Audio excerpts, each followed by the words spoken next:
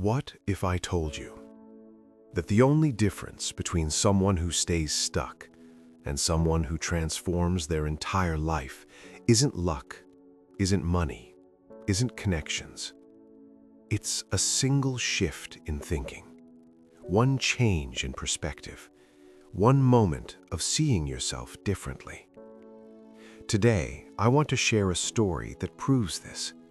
A story about a man who had nothing and discovered he had everything. This is the story of how changing your mindset changes everything. At a busy train station in the heart of the city, there sat a man named Michael. Every day for the past 5 years, Michael did the same thing. He sat on the cold concrete steps outside the main entrance, holding out a paper cup, asking strangers for spare change. Anything helps, please. Some people walked by without looking. Others dropped a coin or two. A few gave him dollar bills. Michael survived, but he didn't live. He just existed. Day after day, same spot, same cup, same words. Anything helps. He'd become invisible, just part of the scenery, another forgotten face in a rushing crowd. But Michael told himself a story that kept him stuck. This is all I can do. I have nothing, no skills, no education, no opportunities. I'm just a beggar. This is my life. And because he believed that story, it became his reality. One cold Tuesday morning, something different happened. A well-dressed businessman approached the train station. Michael saw him. Expensive suit, confident walk, success written all over him. This man has money, Michael thought. He'll give me something good. So Michael stood up, walked over, extended his cup. "Sir, please, anything you can spare." The businessman stopped, but he didn't reach for his wallet. Instead, he looked Michael directly in the eyes and asked a question that would change everything. "Tell me something.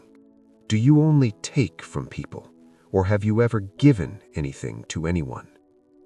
Michael froze. No one had ever asked him that before. I'm just a beggar, sir.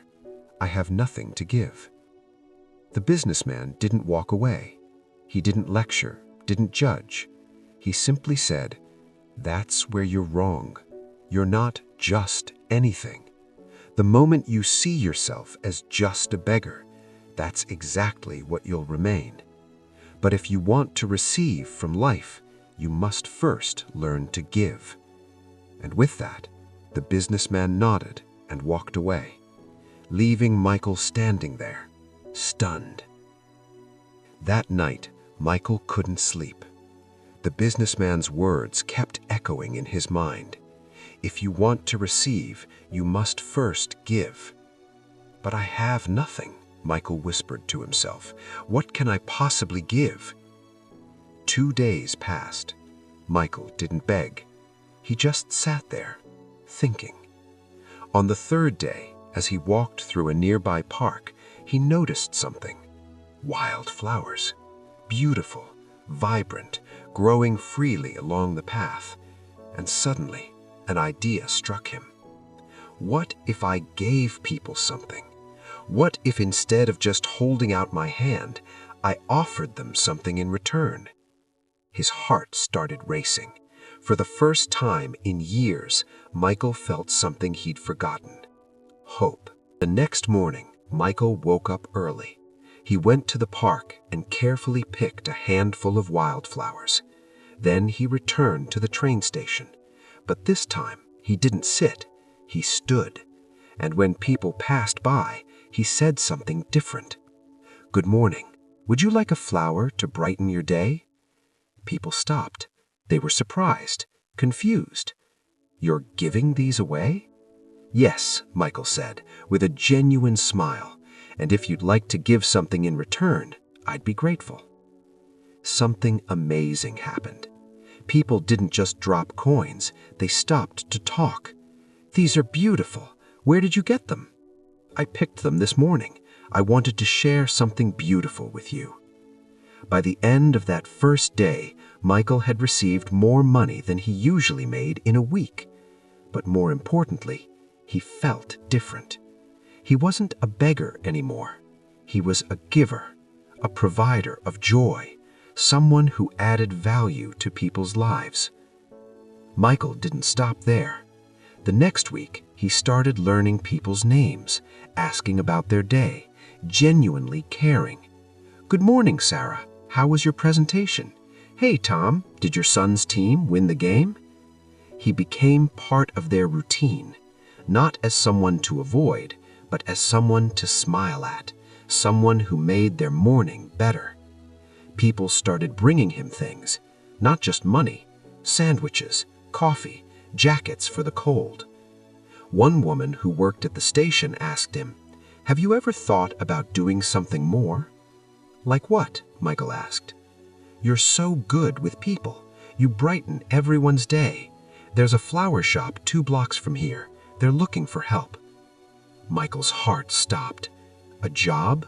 Him? But then he remembered the businessman's words. "The moment you see yourself as just a beggar, that's exactly what you'll remain." Michael took a deep breath and said, "Tell me more." 6 months later, Michael stood behind the counter of that flower shop. He was an employee now, learning the business, growing his skills. One day, a familiar face walked through the door. The businessman. Michael's heart raced. "Sir, I remember you." The businessman smiled. "I thought that might be you. You look different." "I am different because of you." "What did I do?" "You asked me a question that changed my life. You made me realize I wasn't just a beggar. I was a person with value to give. The moment I started giving instead of just taking, everything changed." The businessman's eyes glistened. "I'm proud of you. But you did this, not me.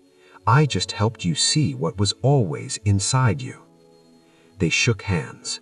2 men, different paths, same truth. Here's what Michael learned, and what I want you to understand today. Your life is not determined by your circumstances. It's determined by how you see yourself. Michael wasn't stuck because he had no money. He was stuck because he saw himself as someone with nothing to give. The moment he changed that belief, his entire reality shifted. He went from taking to giving, from invisible to valued, from surviving to thriving. Not because the world changed, but because he did. So I want to ask you today, what story are you telling yourself? Are you stuck because of your past, because of your circumstances, or are you stuck because of how you see yourself? The truth is this: you are not your situation. You are not your failures. You are not just anything. You are someone with value to give, someone with gifts to share, someone capable of creating change. But it starts with changing how you see yourself. Change your mindset, and your life will change. If this story inspired you, please like this video and share it with someone who needs to hear it. Subscribe for more powerful stories that change lives. Thank you for being here. Remember, you are more than you think you are, and your best days are still ahead of you.